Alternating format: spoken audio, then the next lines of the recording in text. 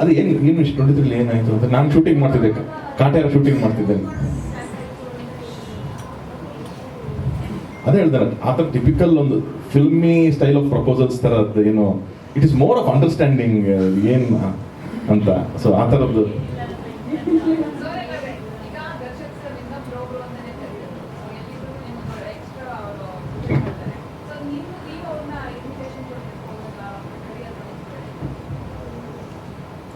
ಅವ್ರು ಹೋಗಿ ಮೀಟ್ ಆಗಿದ್ದಾರೆ. ಬಟ್ ನನಗೆ ಪರ್ಸ್ನಲಿ ಅವ್ರಿಗೆ ಅಲ್ಲಿ ಮೀಟ್ ಆಗೋದು ಬೇಡ ಅಂತ. ಬಿಕಾಸ್ ಎವ್ರಿ ಟೈಮ್ ನಾವೊಂದು ಬೇರೆ ಆರಾದಲ್ಲಿ ನೋಡಿದ್ದೀವಿ ದರ್ಶನ್ ಸರ್ನ. So I do not want to meet him there. But ನೋಡೋಣ, probably after marriage if I get an opportunity ಅಲ್ಲಿ ಮೀಟ್. ಬಟ್ ಅಷ್ಟರಲ್ಲಿ ಆಚೆ ಬರ್ತಾರೆ ಅನ್ನೋ ಒಂದು ನಂಬಿಕೆ ಕೂಡ ಇದೆ. Let's C.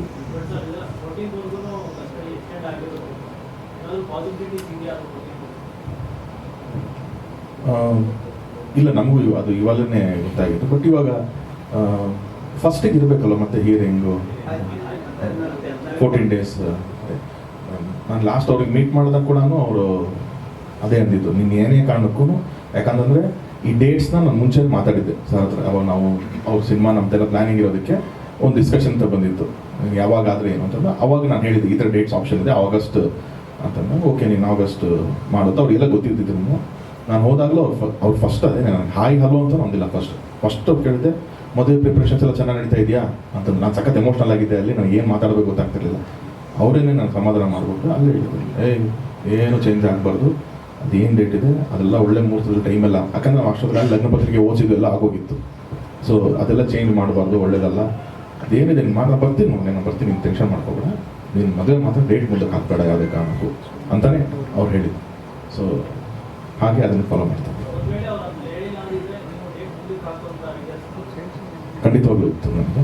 ಹಾಗಾಗಿನೇ ನಾನು ಅಲ್ಲಿವ್ರು ಯಾಕೆ ಅನೌನ್ಸ್ಮೆಂಟ್ ಮಾಡಿರಲಿಲ್ಲ ಅಥವಾ ಎಲ್ಲೂ ಏನು ಹೇಳಿರಲಿಲ್ಲ ಅಂತಂದರೆ, ಇನ್ಫ್ಯಾಕ್ಟ್ ನಾವು ಇನ್ವಿಟೇಷನ್ಸ್ ಕೂಡ ಯಾರಿಗೂ ಕೊಟ್ಟಿರಲಿಲ್ಲ. ನಾನು ಅದಾದಮೇಲಿಂದನೇ ಶುರು ಮಾಡಿದ್ದು. So everything was on hold.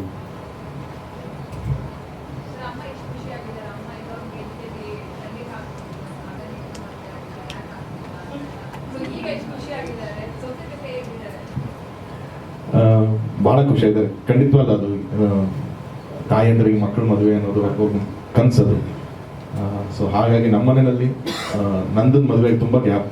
ಅದಾದಮೇಲೆ ಯಾವುದೂ ನಾತೊಂದು ಈವೆಂಟ್ ಅಂತ ಆಗಿರಲಿಲ್ಲ. ನಾವಿಬ್ಬರೇ, ನಂದ ಇಬ್ಬರೇ ಇರೋದ್ರಿಂದ ನಮ್ಮ ತಾಯಿಗೆ ಒಂದು ಆಸೆ ಅದು. ಅಂದರೆ ವರ್ಕ್ ವೈಸ್ ಎಲ್ಲ ಇಷ್ಟೊಂದು ಅದ್ಭುತವಾಗಿ ನಡೀತಾ ಇದೆ. ಇವನೊಂದು ನೋಡ್ಕೊಳ್ಳೋಂಥ ಯಾರು ಇರಬೇಕಲ್ವ, ಇವನಿಗೊಂದು ಒಂದು ಪಾರ್ಟ್ನರ್, ಲೈಫ್ ಪಾರ್ಟ್ನರ್ ಅಂತ ಬರಬೇಕಲ್ವ ಅನ್ನೋದು ಅವ್ರಿಗೆ ಒಂದು ಥಾಟ್ಸ್ ಇತ್ತು ಯಾವಾಗ.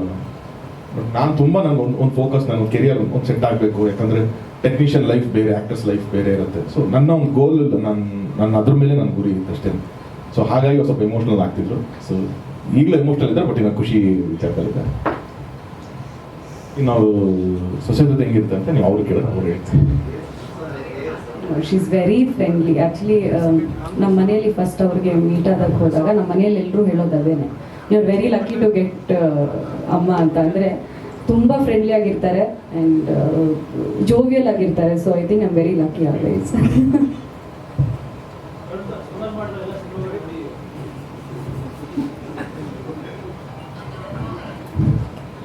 ಎಲ್ಲ ನೋಡಿಲ್ಲ ಸರ್, ಕೆಲವೊಂದು ನೋಡಿದ್ದೀನಿ.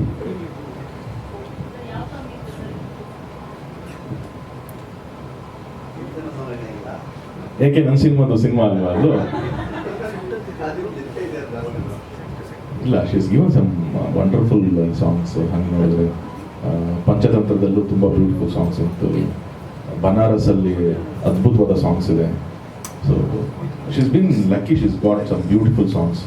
ಗರ್ಡಿನಲ್ಲಿ ಒಂದು ಸಾಂಗ್ ತುಂಬ ಚೆನ್ನಾಗಿತ್ತು. So few actors are always lucky, they get very beautiful songs. So ಆ ನಿಟ್ಟಿನಲ್ಲಿ ಅವ್ರಿಗೆ ತುಂಬ ಅದ್ಭುತವಾದ ಸಾಂಗ್ ಸಿಕ್ಕಿದೆ.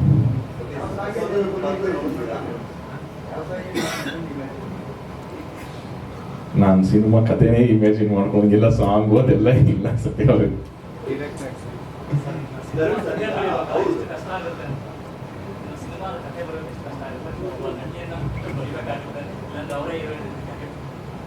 ಇಲ್ಲ, ನಾನು ಅದೊಂದು ವಿಷಯ ತುಂಬ ಕ್ಲಿಯರ್ ಆಗಿದ್ದೀನಿ. ನನ್ನ ವರ್ಕು, ನನ್ನ ಪ್ರೊಫೆಷನ್, ಅದಕ್ಕೇನು ಬೆಲೆ ಕೊಡಬೇಕು, ಅದಕ್ಕೇನು ಕೆಲಸ ಮಾಡಬೇಕು, ಅದು ಇವತ್ತಿನವರೆಗೂ ನನಗೇನು ಡಿಸ್ಟರ್ಬ್ ಮಾಡಿಲ್ಲ. ಈಗ ಹಂಗೆ ನೋಡಿದ್ರೆ ನಮ್ಮ ಮನೆಯಲ್ಲೇ ನಮ್ಮ ಅಣ್ಣನೂ ಡೈರೆಕ್ಟರ್ ಆಗಿದ್ದಾನೆ, ನಮ್ಮ ತಾಯಿನೂ ಸ್ಟೇಜ್ ಆ್ಯಕ್ಟರ್ ಇದ್ದಾರೆ. ಸೊ ನನ್ನ ಫ್ರೆಂಡ್ ಸರ್ಕಲ್ ಪ್ರೇಮ್ ಆಗಿರಲಿ, ಶರಣ್, ಎಲ್ಲರೂ ನನ್ನ ಸರ್ಕಲ್ ಇಷ್ಟೊಂದು. ಸೊ ನನ್ನ ಕತೆ ಬರೆದಾಗ ಅದು ಯಾರಿಗೆ ಜಸ್ಟಿಫೈ ಮಾಡಿದೆ ಅದಕ್ಕೆ ಮಾತ್ರನೇ ನಾನು ಒತ್ತು ಕೊಟ್ಟಿದ್ದೀನಿ ಹೊರತು ಅದು ಬಿಟ್ಟರೆ ಇನ್ನೇನಿಲ್ಲ. ಸೊ ನಾಳೆನೂ ಕತೆ ಬರಬೇಕು. ಮೇ ಬಿ ಇವಾಗ ನನಗೆ ಈಗ ಇಷ್ಟಿಸ್ ಆ್ಯಕ್ಷನ್ನು, ಇಮೋಷನ್ಸು, ಸೆಂಟಿಮೆಂಟ್ ಏನೋ ಮಾಡ್ತಿದ್ದಲ್ಲ, ಈಗ ನೆಕ್ಸ್ಟು ಆಫ್ಟರ್ ಮ್ಯಾರೇಜ್ದು ಲೈಫ್ ಕತೆಗಳೇನೋ ಇತ್ತು ಅಂದರೆ ಬಹುಶಃ ಬರೆಯೋದಕ್ಕೆ ಒಂಚೂರು ಎಕ್ಸ್ಪೀರಿಯನ್ಸ್ ಆಗ್ಬೋದು ಈಗ ಅಷ್ಟೇ.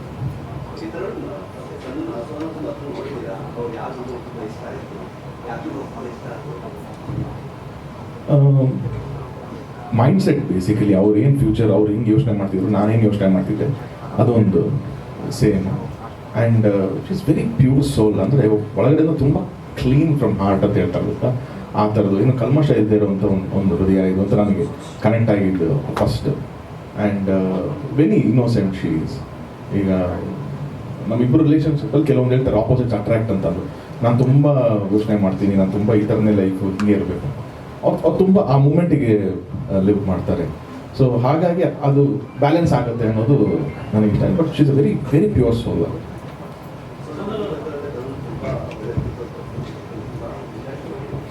ಅದೇ ನಾನು ಎಲ್ಲಿ ಹೋದ್ರು ಇನ್ವಿಟೇಷನ್ ಕೊಡೋಕ್ಕೆ first you are very lucky ಅಂತಾರೆ. SS ಟಿವಿ ಸಿನಿಮಾ ಜಗತ್ತಿನ ಕ್ಷಣ ಕ್ಷಣದ ಸುದ್ದಿಯೊಂದಿಗೆ.